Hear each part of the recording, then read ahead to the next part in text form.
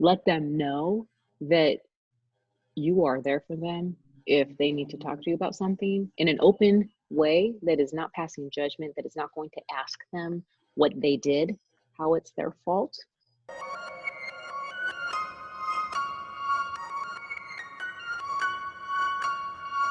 Welcome to Guards Down. Join your host, Greg C. Washington, as he explores how people from various backgrounds have overcome bouts with trauma and complicated grief. If you're stuck, know someone who might be, or want to be in a position to help someone, you're in the right place.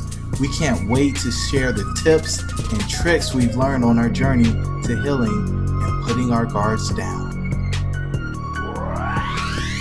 Everyone, this is Greg Washington, and welcome to the next episode of Guards Down. I have with me, she is right up there with Superwoman. Woohoo! Marisa Brown in my book. Right, Marisa, how are you? I'm good. And wow, thank you for that introduction. I'm like, Superwoman? Okay. Yes, I like it. Except for Superwoman with like a midnight purple hair. We got this. Indeed. And everybody's going to find out why very soon. And when I found out, I was shocked and amazed. And I was like, you know what? You go ahead and jump at it. So please tell us about you. Let's see. So one stormy night. No, I'm just kidding. I am from a area in Oregon called Medford. It's Southern Oregon, from the beautiful Pacific Northwest, and I own a company called Venus Promotions, and it is a promotional company that does professional event management and planning. We're specializing right now in the virtual events area, and we do business marketing as well as VIP logistics.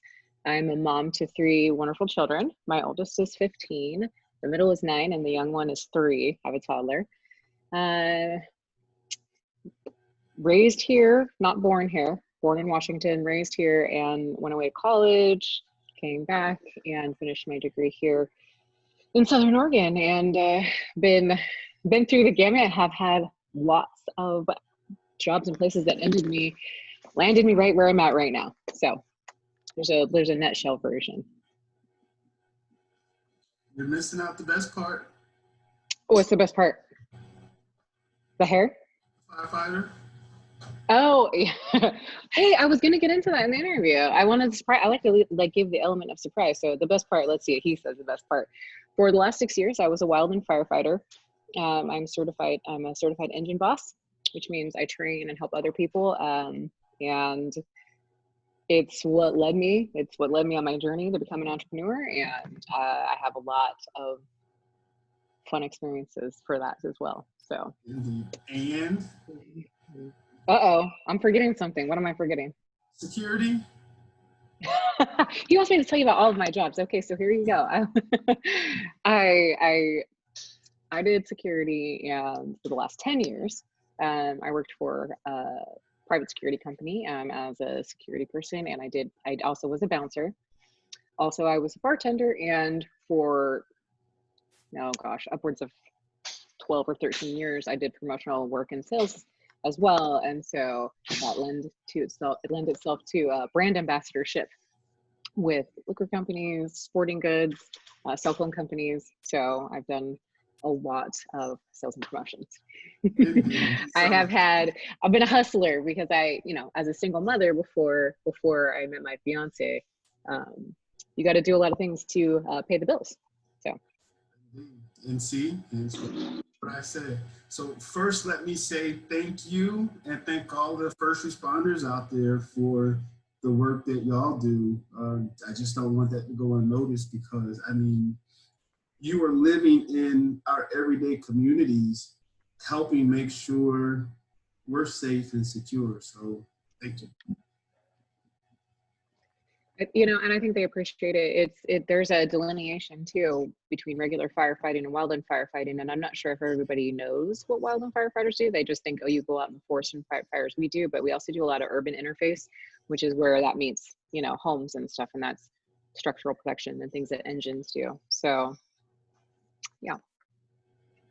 Okay.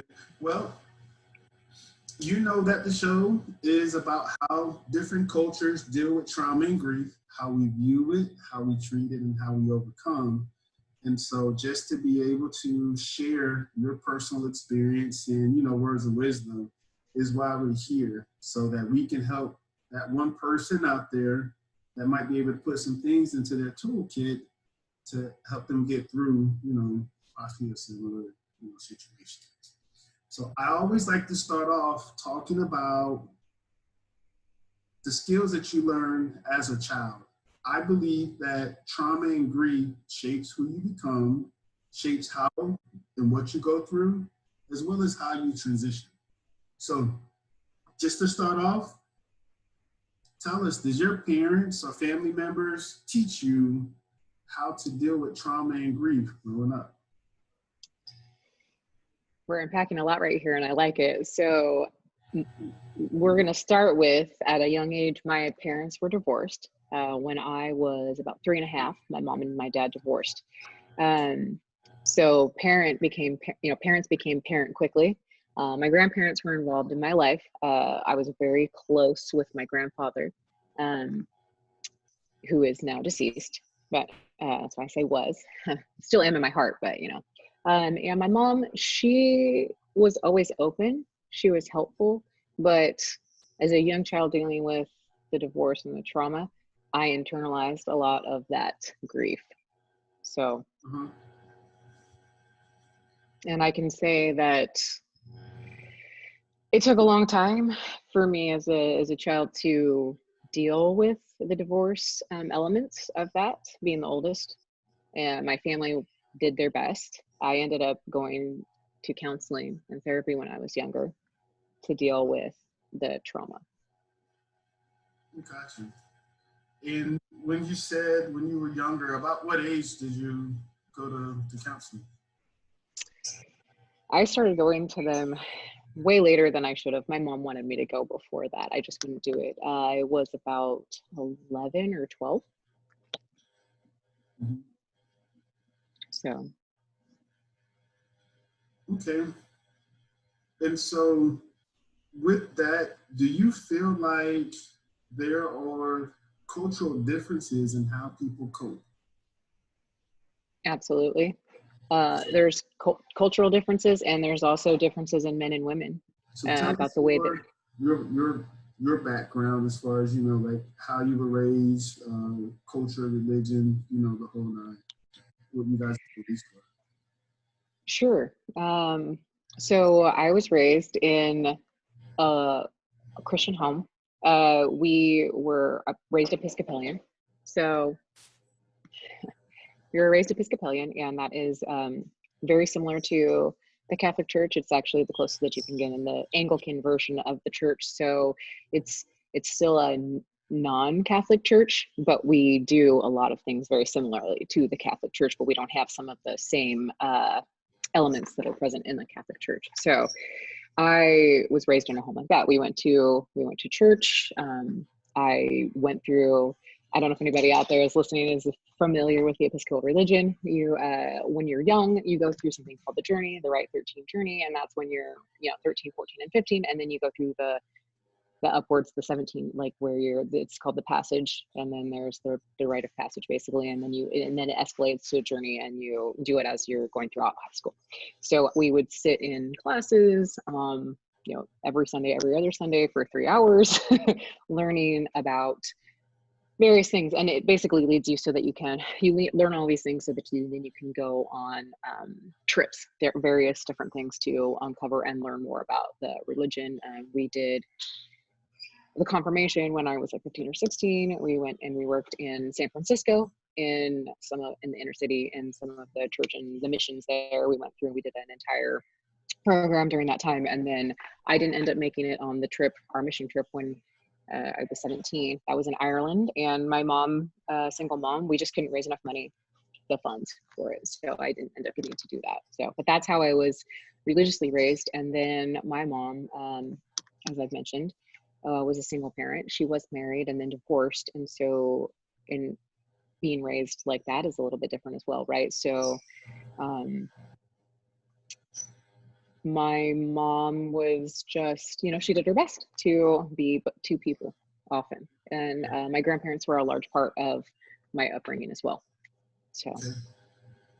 Indeed. And so, to get back into the question, I like it. do you feel there are cultural differences in how people cope?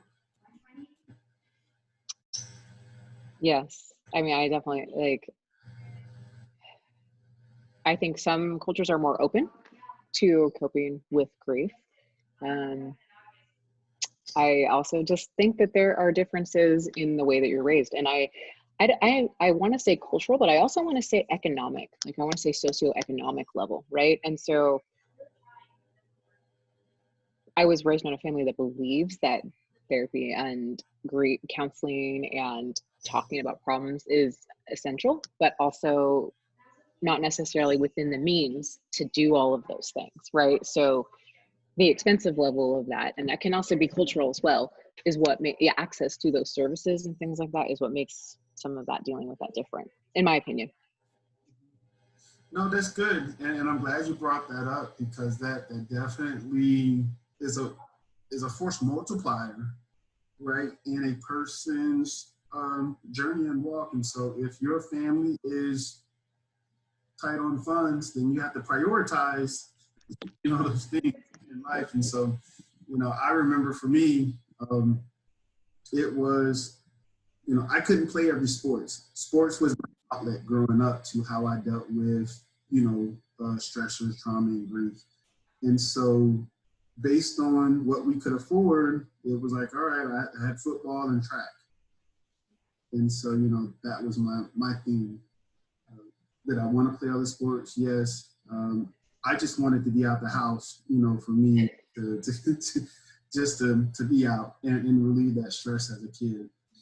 How has your culture shaped how you dealt with trauma and grief? I'm thinking, obviously I am white, so I think we deal with things differently, but we also deal with things differently as men versus women too. I think it's more acceptable to be a woman and dealing with trauma. And I say that because people may be more sensitive to women, but some of the stuff, some of the trauma that women go through is still not as acceptable in the community. In the thought and belief, right? I think there's two different, this is such a large question to unpack, and that's why I sound like I'm being hesitant in my answer, but really I'm being more hesitant because as somebody who like that holds a psychology degree and these things hold a lot of weight on what we're talking about, it when I'm talking about this stuff, it's because we have a tendency to question women when they go through trauma. We have to question whether or not what they say is believable. And I think that maybe spans cultures. It might look different in different cultures. It might be more of a silencing effect in different cultures. The fact that I feel like I can talk about it now lends itself to my culture and maybe my advantages. Does that make sense? Yep, that makes sense. Okay. I don't know if I fully answered your question. No, you did. You did. You did. Okay, so let's talk about some of the tools and techniques that you've used to cope on your own, both healthy and unhealthy. Well, in order to tell you about the tools and the techniques that I've used to deal with trauma, I probably have to tell you about some of the significant trauma so that people can understand why I would use those techniques or why they would come that way. So I'm sure, I don't know if tears are a regular occurrence on your show, but they might come from me. Just because like in the spirit of transparency, no matter who I share these things with, you still live them. You know what I mean? You still deal with them when you talk about them. So when I was 16, I was raped. And so it's not something that I don't want to talk about people. I want to share it with everybody. But I know that talking about it now opens up a lot of other things, right? So dealing with something like that when you're 16 and you're still figuring those things out is hard. And it's not like this isn't just a me problem. This happens to a lot of women. For me, I started on a negative path after it happened. I started not caring about the type of attention and things I was gathering from men. And I started trying to have relationships with people,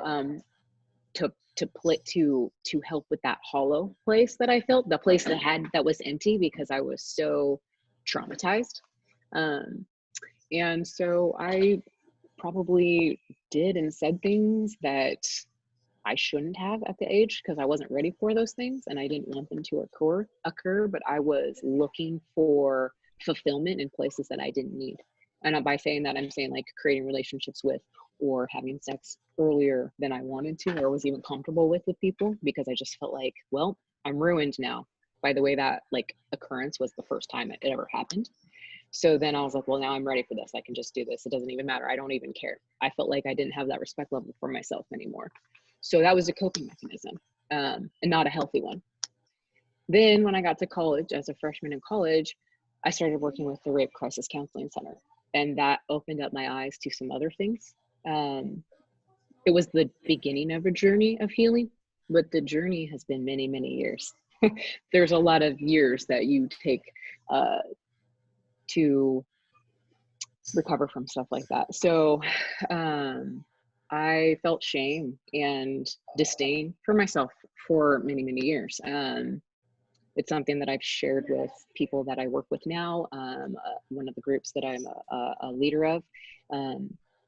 And I don't know, there might be other women, I've heard this from other women. You start to resent who you are. You start to resent how God made you. I was like, that's got to be the reason for why this happened. However I was put together was the problem. And it wasn't a me problem. It was never a me problem in the first place, right? It was not about me. It was always about the other person. But when you can't get that stuff taken care of, you blame yourself. So I just loathed myself, and I thought if I changed myself for years, I thought if I changed who I was, if my body type was different, if I changed all these things, that would erase the trauma. So, in learning to accept in my journey of self-awareness that I've had, especially over these last few years, even after my divorce from my first husband, boxing for the last 7 years, helped me reconnect with myself, create more confidence, and start me on a journey of self-awareness, and realizing how much deep-seated trauma I had within myself. So,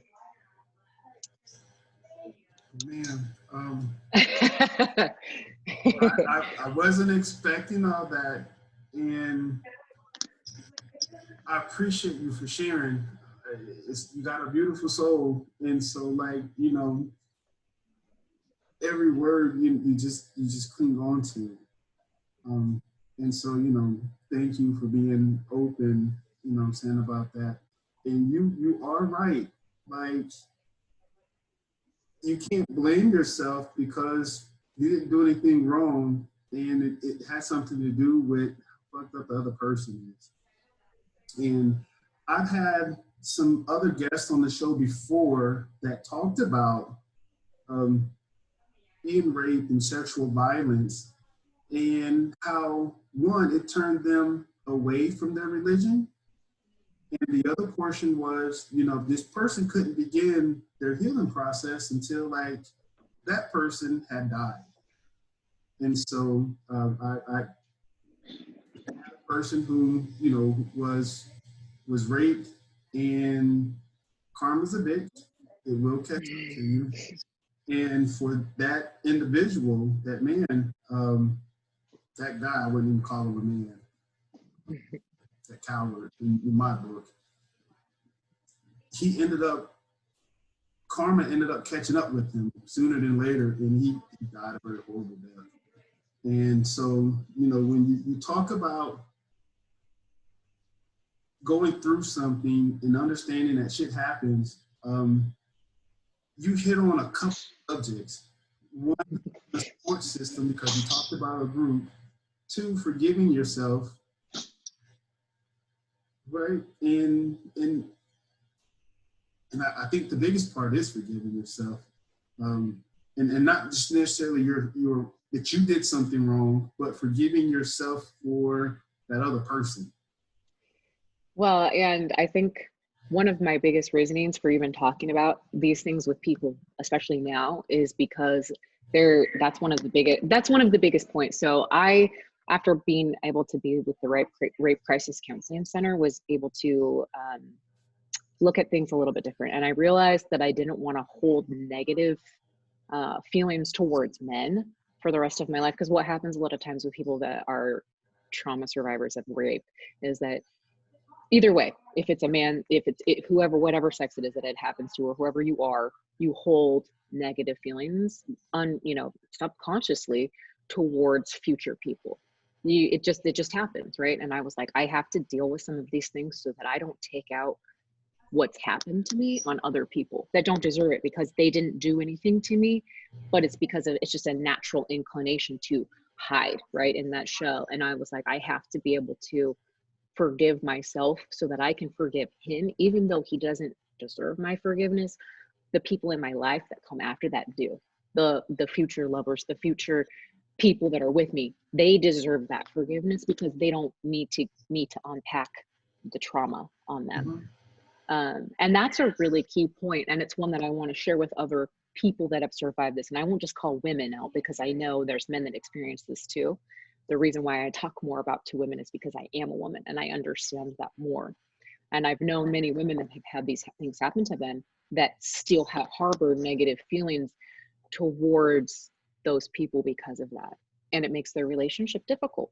And I want that to be something that we stress. And the reason why I want to talk to men about these things is because we also have to change the way that we teach men.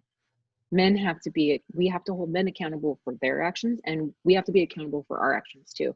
But not in the way that we're blaming. I mean, more in the way that we're structuring how we talk about consent, how we talk about what we do and don't want to deal with when we're younger, right? And so women need to learn that they need to be asked. We also need to learn that we have to be asked. Men need to learn that they need to ask. With boys, whatever, talking about age spectrum, because it's on both of us. It's on both of us to understand those things. We shouldn't just do things, right? And we shouldn't just do things on this end either. I think it's really important for both of us, for all of us to understand, especially in a culture that likes to blame the victim, especially in a culture like our culture that likes to blame, and that's the overarching American culture that likes to blame victims for what happens to them and tell them it's because of what they wore, and tell them it's because of what they said, and tell them it's because of how they acted, when none of those things are true. None of those things are true, because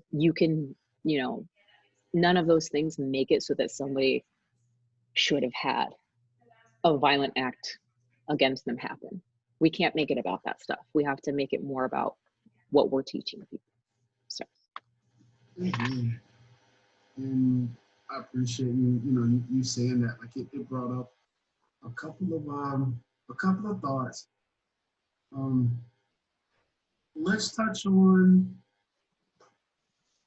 the aspect of feeling guilty, because I know when people go through, something like this, or when a mistake happens and it's on their watch, they hold on to guilt like a badge of honor. And while they're holding on to that guilt, they're stuck. They can't move forward until they let go. You're right. And I've even still just realized some of the guilt that I was holding on to for a long time. I mean, unlocking a different mindset and becoming more self-aware made me realize that the guilt that I was harboring for so long against myself, the hate, the disdain, the hatred for myself, the negative self-talk that started in my head before I was 16 that I was paying attention to, but carried through afterwards and just started spiraling out of control. I used to be the person that would always speak negatively about myself before anybody else did. And I realized that some of it had to do with the trauma, and you start ingraining it as guilt and shame in your mind. And the more you let guilt, shame take up real estate in your mind, the more it pervades your other thoughts, the more it comes out in the things that you do and the things that you say and the way that you act. And you don't even realize it until later. And I had an aha moment actually a few weeks ago for myself. Somebody had said something to me. They said, wow, you have so much confidence. You're so confident. And I said, what you don't see is the years that it took me to get here. What you don't see is the years that I spent berating myself and putting myself in the company of people that didn't deserve my attention because of how guilty and shame-filled I was. And I want to share that with other people because I want them to do the same thing. Mm-hmm. So you didn't expect this, did you? I told you that we needed to talk. I knew it was something. If I had my book, so like, I mean, I'm just like, I watch it too, like all day. Okay, so let's talk. So, what are some of the signs that you were dealing with complicated grief and PTSD or trauma? Feelings, thoughts, actions. Yeah. I remember one of the first times before I had even went to the group that I was involved with, my first like major boyfriend at the time, you know, that the first time, you know, the first encounter happened. And I remember crying, like I was like in a ball crying hysterically. My boyfriend at the time, God bless his soul, had no idea what was going on, why it had happened. And it was because like, it was kind of just like a random spur of the moment. And I didn't, in my mind, felt like I'd had no warning and was being taken advantage of, even though that wasn't the case. And I remember just going, wow, I have something that I need to deal with. I was like, I was inconsolable, and he had no idea, you know, he had no idea. He didn't do it. He had no idea. It wasn't his fault, but it was the first real sign that there was individualized trauma. Because even like, albeit though I love my mom and she's a wonderful person, I had only shared the happening with her and my best guy friend at the time, who had actually picked me up from when it had happened. And I remember driving back, because we were in Eugene, which is a couple hours from where I actually live. I remember driving back home and being literally in a ball in the back seat, like on the floor the whole entire way, like on the freeway. Now, mind you, I'm not even in a seatbelt. This is how traumatized I am, right? I'm not even in a seatbelt, in a floor in a ball the whole entire way home, and going, I don't care. I need to get, like, he kept saying, can we do something? Can I call your mom? And I'm like, no, just take me home. Like I kept saying, just take me home. And I didn't even tell my mom for a few days. She didn't understand why I was like unresponsive. And I remember finally telling her, and she did her best to help me deal with things that I don't think she could really understand the weight of what happened. I know she was upset.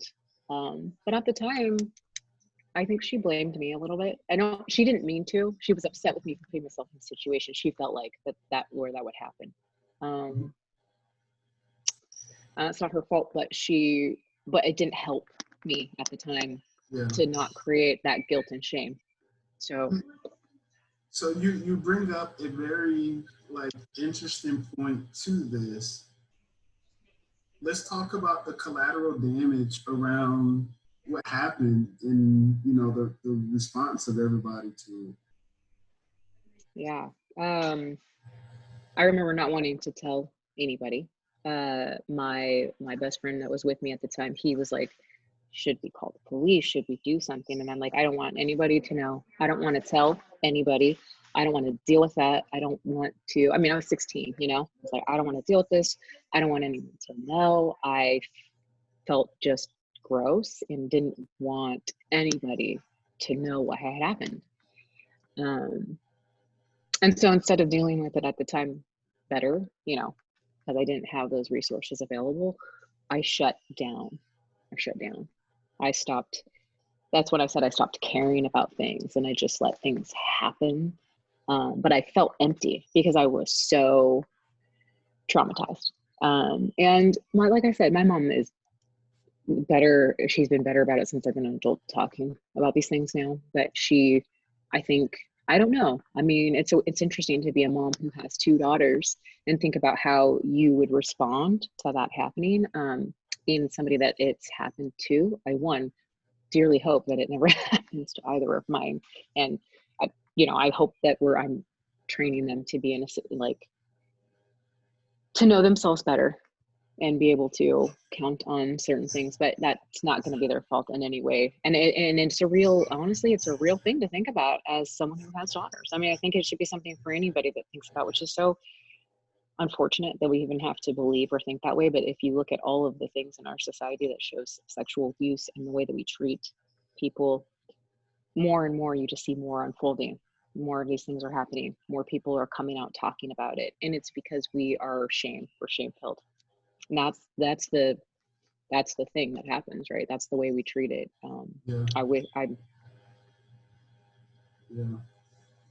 I know exactly how you feel when you spoke about it happening to your own, and that anxiety that probably sits very heavy on your chest. Speak to the fact of constantly thinking about the past and that putting you in a depressive state, and thinking about the future of all the what ifs and how, that raises anxiety. Right.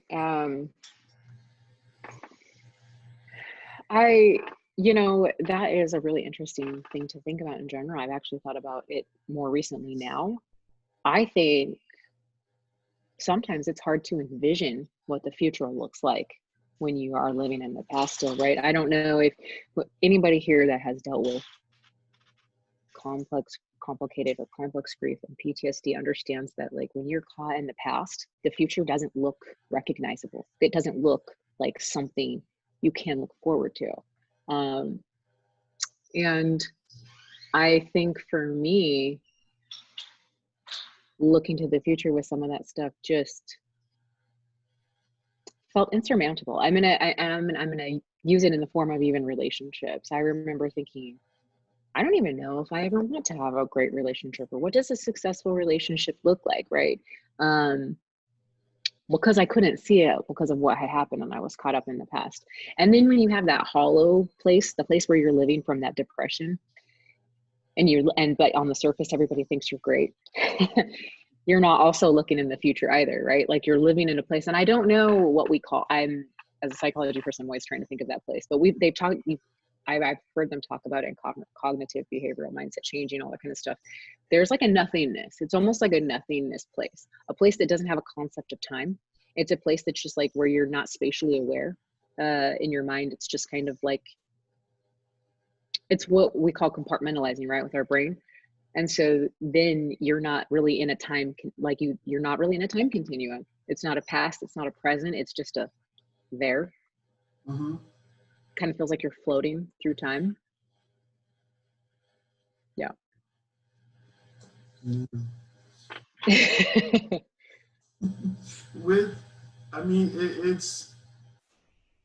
It's amazing what the human body will go through, and also what the mind will go through to protect you from yourself. I know for me, there have been instances where I've been through some very traumatic experience where my mind is completely shut down and said, we're just not going to remember this. And so it's been triggers where like that have happened that, when they happen, it's like, oh my goodness, I went through this before. And, just speak on living in the present. Like, how you had to get yourself to living in the present and, and living now. It took, for me, it took reconnecting with places that could give me outlets, mental outlets, physical outlets, to release the tension, like what you're talking about, where your body holds the trauma. For me, you spoke on being an athlete earlier in your life. Well, I was too. So for me, it took reconnecting with the athletic side of myself. I started doing CrossFit first. That was years ago. I'm not a CrossFitter now, but I started doing CrossFit. But what it was is I needed to connect with something that could push me, and I wasn't thinking about those things, so that then I had more mental clarity. I think it's really important for people to have a place that they can talk to people. One is being able to talk to people about what you're dealing with, but it's also not easy to talk about things that you're dealing with when you don't know that they exist, right? Like when your brain shuts down, whatever it is that you were dealing with, you don't know it until it reappears that Right. it's an issue, right? So allowing your body to function doing something. For me, it was physical manifestation, made it so that some clarity opened up and some things happened so I could breathe and deal with those things as they came up.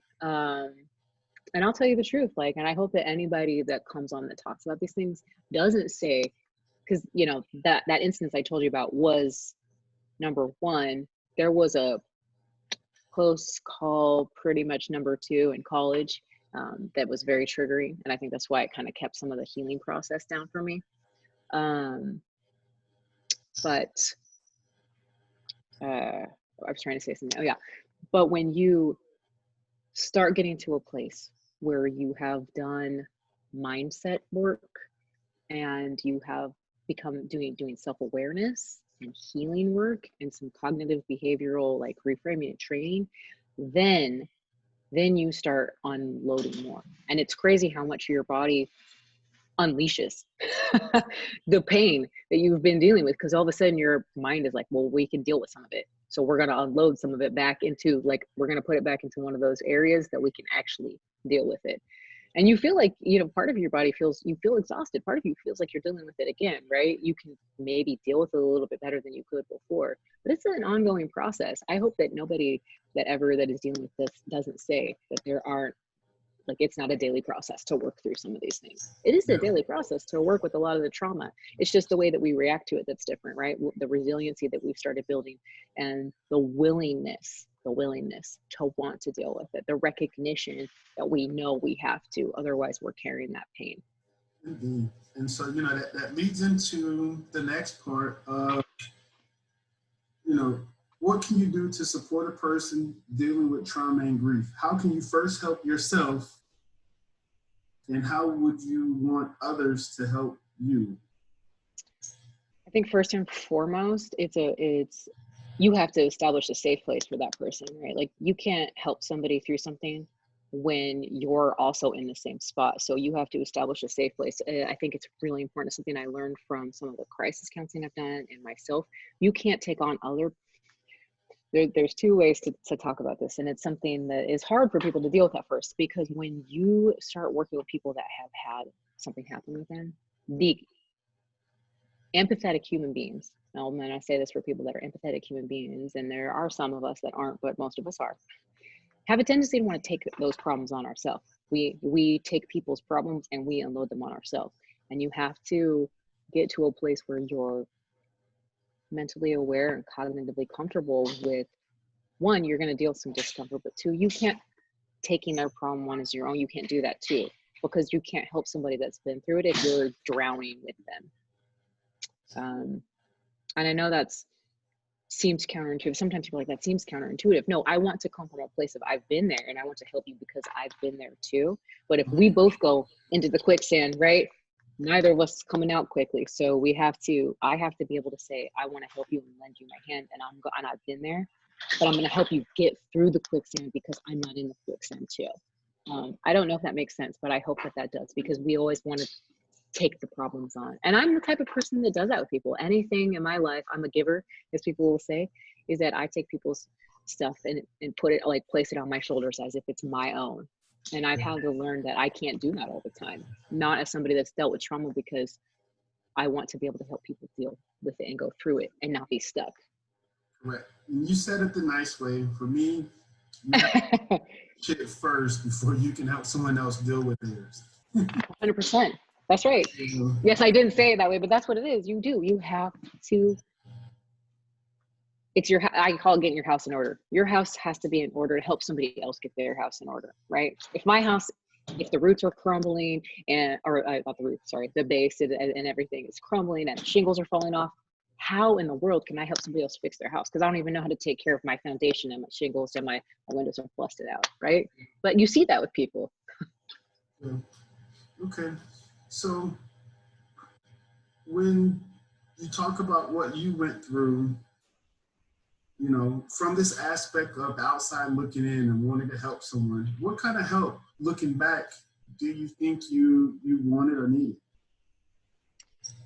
What I would have loved, I think initially, from even like, you know, from my mom or a best friend, would someone that would have, and people tell you it's not your fault later, but there is a difference between making somebody think that after the fact, or just clearly establishing that from the beginning and creating that open zone, right? And we're not always good at that with other people. We're not always good because we want to talk about what happened and we want to talk about how it happened and why or where, instead of just coming right from the beginning and making that safe zone available right away. It's not something that you can create after the fact, because when you let that doubt creep in for anybody, that automatically changes the way that they deal with things. It doesn't matter who you are, it just does.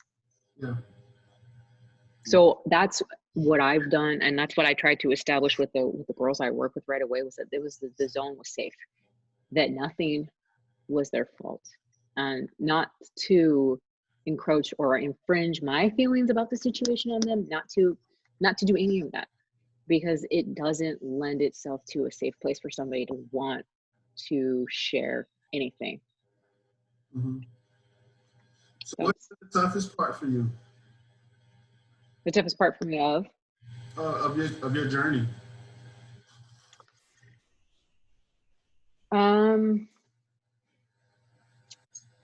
I think it's a good place to learn from, and it's been a learning journey. I think looking back and seeing some of the things that I did to myself that lent themselves more harm than good. But I will say that the learning experience is always, I don't know if you can always say that you appreciate it. I know that we talk about always appreciating our journey. I appreciate the fact that I'm on the side of the journey, but I don't love that there are certain things that I did. And I wish that I would have understood some of that more, which is what like I said, I try to help other people understand what they're going through, right? Because we are humans and we self-harm as coping mechanisms. That's one of our coping mechanisms, is self-harm. And that comes in a variety of ways, right? That can come in addiction, that can come through gambling, it can come through literal self-harm. It can be obsessive dieting, any of those things that negatively impact our body, or our self, mind and self. And I wish that's the key right there. Looking back at some of it and going, gosh, I wish there was somebody that would have said, hey, why are you doing this? Like, what is, like, you don't need to do this. It doesn't need to happen. You don't need to offer yourself up needlessly to people that don't deserve that kind of attention. Does that make sense? That makes sense. That makes a lot of Yeah. sense. And so when you talk about this process of dealing with your trauma and your grief, it's a saying that hurt people hurt people. And so Always. have you hurt other people, and how did you make amends? I don't know. Well, how do people make amends? That's the biggest focus that I want to talk about. Being able to make absolutely. How do people make amends? It comes back to what I said. It comes back to being able to forgive. It comes back to being able to forgive yourself first and foremost. People think it's about forgiveness of the other person. It's really about forgiving yourself. It's really about forgiving yourself. I forgave that person before I forgave myself. And so it didn't do the good that it could have at the time, right? I didn't forgive myself for a long time. And we're talking like maybe only however many years ago, you know? Mm-hmm. So, yeah, forgiving yourself. And that is probably one of the hardest things that people can ever ask you to do, is to forgive yourself. Yeah. I had another guest, and she spoke about her process to make an amends. And so she first wrote down all of her anger, why she was angry at what happened, how it made her feel, the whole nine. And once she got all of that out, she processed it and balled it up and threw it in the fire.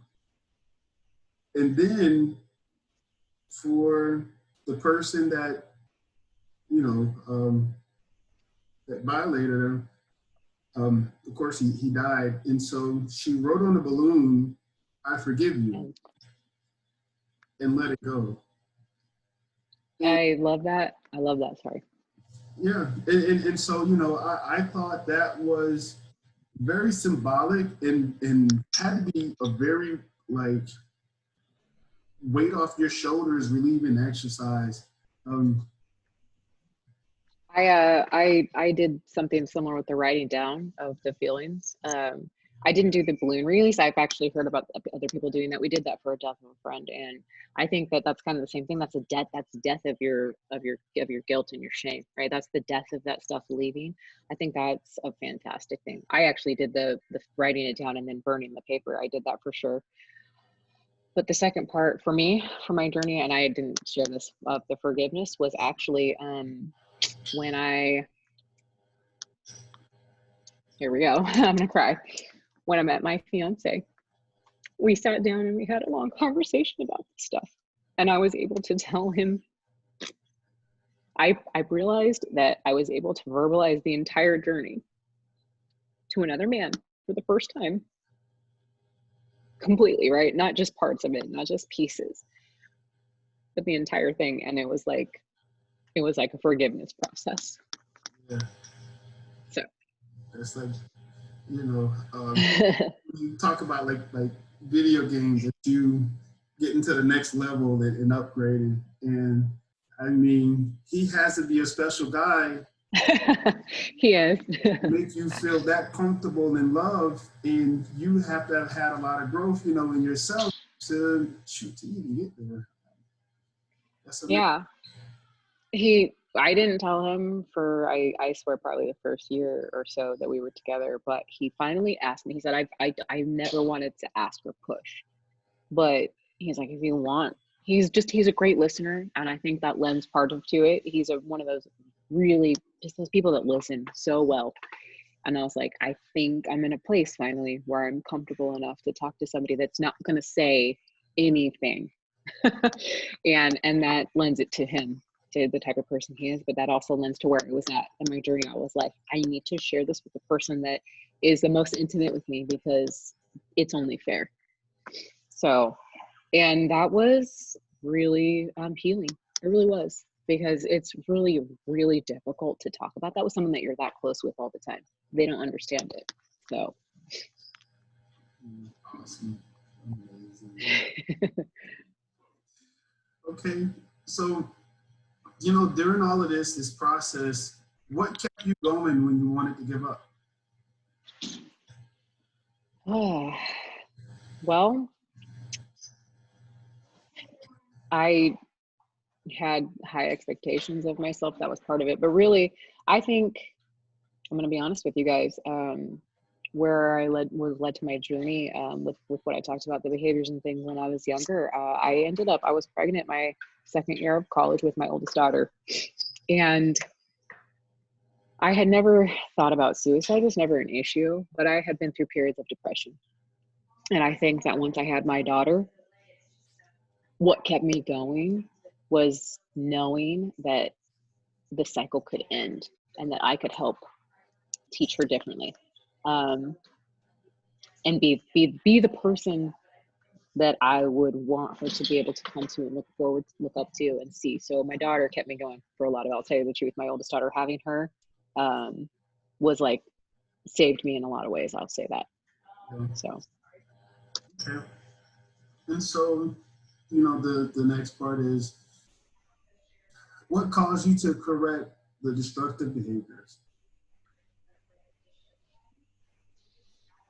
Well, I did. The destructive behaviors continued, like I said, until I had my daughter, and then even in some way, sometimes afterwards. I can say that now. Like I told you, looking back, you have to be honest with yourself about what you've done. What started correcting the behaviors was starting to go through the group counseling processes, and that opening up that self-awareness journey. I had to be honest with myself about what I was doing, and that was scary because you're living through pain again. Nobody wants to keep reliving their pain. Who wants to relive their pain like over and over and over again? None of us do. That's why it takes us forever to heal. Mm-hmm. So I think that really helped. I honestly think that becoming more self-aware and reconnecting with self-confidence, the longer you believe in yourself, the longer you don't believe in yourself, the harder it is to overcome obstacles that are traumatic. Yeah. Yeah. I know for the destructive behaviors, it's kind of like putting out a fire, you know.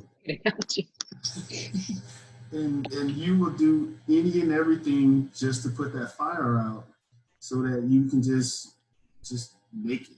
And so, you know, I definitely understand that.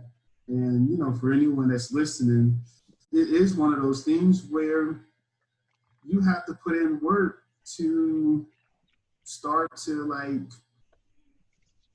do and create healthy behaviors, proactive, productive, you know, versus the destructive ones. And That's right. it's going to just happen overnight. It's going to take some work, you know, and commitment. And I like to tell people that forgiveness is more than just an emotion. It's a commitment. It is. You're not wrong. That's why I said to people, like, when you just said it, like I say the same thing to people. It's, if anybody that's ever dealt with this stuff tells you that it is not a process, which is like a lifelong journey and commitment, then they're not dealing with it. It is a lifelong commitment to forgiveness. And so with that, do you think a person has to wait until they're upon their darkest hour to make a change? Ooh, well, no, I think, but do we do that often? Yeah.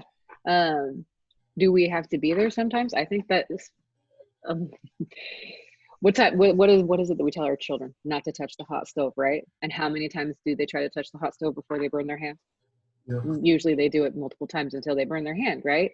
And then that's when they decide to do something different. I wish that humans weren't creatures of habit in that way, that we didn't need to get near the fire to feel the flame, but a lot of us do. And I hate it because you see that in other people. It's good, like, if we can recognize before people's hands are directly in the flame, and that's what the rest of it, like, that's what the people that have been through that are here for. Those people that have been through recognizing can see that within other people, because sometimes people don't recognize that within themselves. It's a lot harder to examine it within yourself sometimes, and you need somebody else to say, hey, I think I love you. I think you might need some help. And they still have to recognize it, though. That's the part that's the flip side of that coin. You can have somebody telling you till they're blue in the face that you need some help, but if you're not ready to deal with it, it won't make a difference. Indeed. So in talking about help, let's talk about professional help. The counselors, the race, the gender, the background, and if that played a part in your healing process. Absolutely. Now, I'll tell you two things. If a man would have tried to be my counselor at the time, I would have straight up walked out the door. I'll tell you that right now. And not everybody's like me, but I would have been like, I can't do this. I can't see you. I can't talk to you. And more importantly, and I'm going to say this with you being the host like this, and it's something I've realized I've dealt with as well, be a Black man, try to be my counselor. And that would have been, hands off, bye, I gotta go. So, because that was my oppressor. And so there was a lot of things to deal with. I didn't want to blame cultural, racial, and I didn't want to blame gender. So I had to work with a woman because I had to see it from a woman's perspective for myself. And I can see that if you were a Black woman or a Hispanic woman or a Native American woman, that you would need that because that connection is different. The connection of what you've been raised by, what you've been taught. I know my background is that my grandpa was Mexican Indian, and my aunt lived on a reservation, and there is different association dealt with, like the way that people deal with and talk about things because of how things occur. So I just know that those things are different. And I think that anybody that's gone through something, I know we say we don't want someone that looks like us when we go through trauma, but we do. The fact of the matter is you do, because it makes you feel like they're more connected to you. Yeah. Yeah. Mm. Well, with all of that, You look like you were going to say something or brought something up. I don't know. I know. I mean, you touched on like some very deep points, and it's just like some bad people out in the world.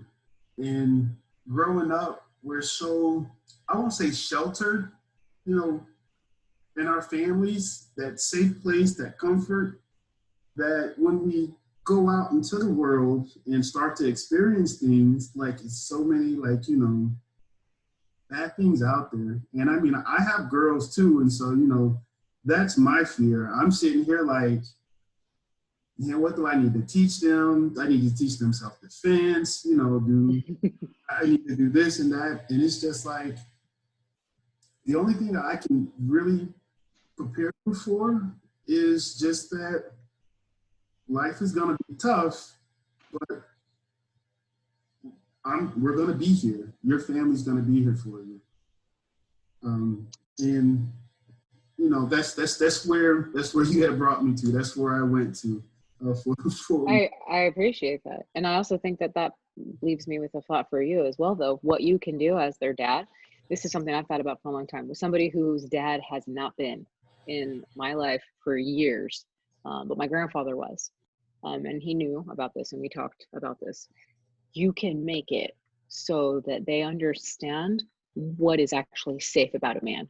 What is actually safe about a man, right? Like, this is something that they have to understand from a father's perspective, not just a protective perspective, but a man's perspective, so that they understand, albeit whatever sexual orientation they have. I don't know, I'm not going to assume anything, but like, if they do have relationships with men, you can help them understand that it's healthy for whoever they're with to engage them and ask first. Always, consent is crucial, and let them know that you are there for them if they need to talk to you about something in an open way that is not passing judgment, that is not going to ask them what they did, how it's their fault, or help them internalize it anyway, right? Because this is where this is what you're learning, and this is what you're shedding light on.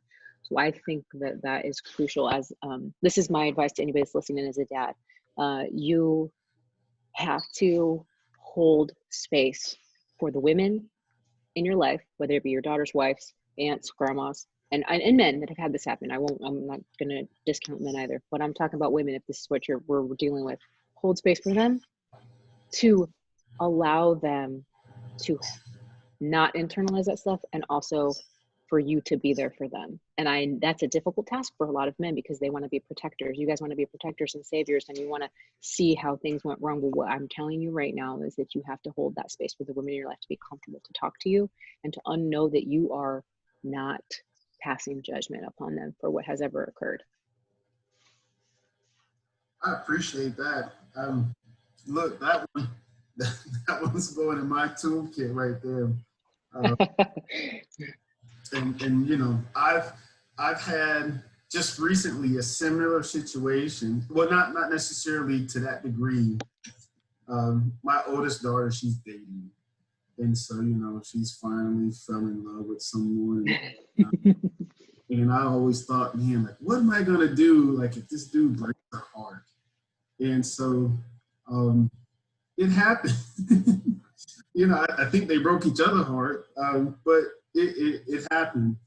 And so, like you said, being able to hold a space for them, that they not to internalize that, and to not pass judgment, and just to kind of care, and let them be able to be free And, you know, it was sad because, you know, she was crying and the whole nine.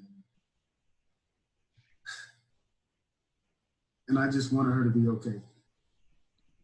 I understand. And I think the way that you dealt with it, if you felt like it, you just wanted her to be okay and you were just listening and you opened up that space for her, is one of the best ways. You're teaching her something that is invaluable there, because that is what she's going to hope. No, that's not, that's what she's going to need and want and expect from somebody else. And that's a good thing, because that's what you should like expect from your partners. It's the one thing, you know, women really want to, we want to be heard and we want to be seen, and we feel silenced when we can't do those things. And that's where that listening and that space holding comes. And I know that's like one of the hardest things for people to do in relationships, but I think that that's one of the most key elements. So I'm glad that you told me that. So what advice would you give your younger self?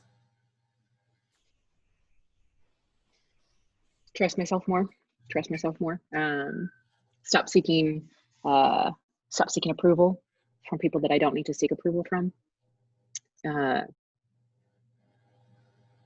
And it's hard to say this now, you know, I mean, it's easy to say you would do this and you would do that. I'm grateful. I'm on the side now where I'm grateful for the journey, because I can share the journey that I've had with other people that may be just embarking on this journey or are still going through it.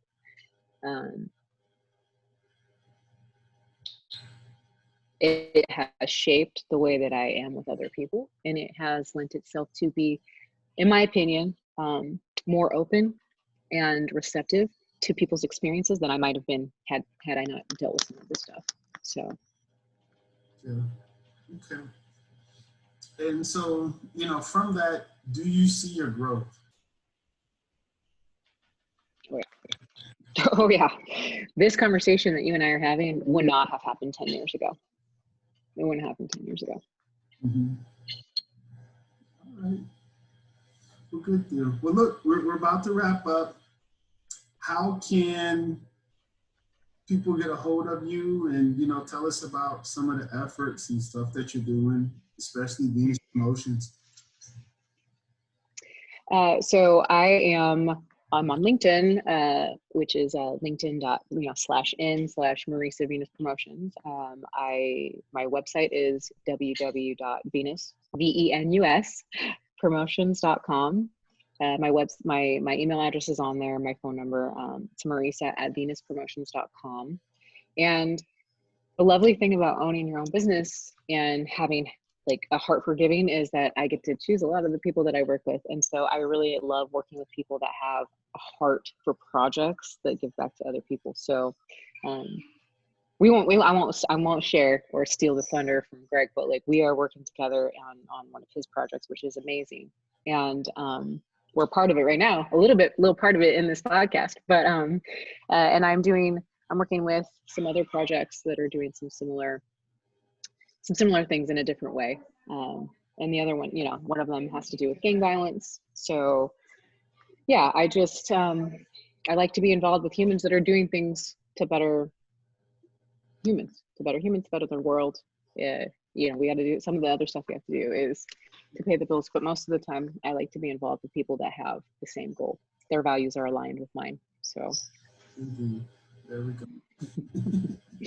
Well, value alignment at the end of the day. I appreciate you so much for coming on and sharing and just opening up. You definitely gave me some things to think about and some tools to put in my toolkit. And so, you know, in closing, any last words of wisdom or encouragement that you want to share? I hope that these experiences and things that you're talking about, I want some of your listeners to really think about being transparent and vulnerable with themselves. Vulnerability is a scary thing, but it's also the thing that helps us learn. It's also the thing that helps us grow. And it's also the place where at this point, I am comfortable enough to share these stories with you. So I would hope that anybody listening would not let the fear of vulnerability stop them from sharing. I like that. There we go. Don't let the fear of vulnerability stop you from being great. All right. Well, hey, everyone. We are signing out. This is Marisa. not Marissa, but Marisa and Greg, telling all y'all to stay safe, stay focused, and stay engaged. Absolutely.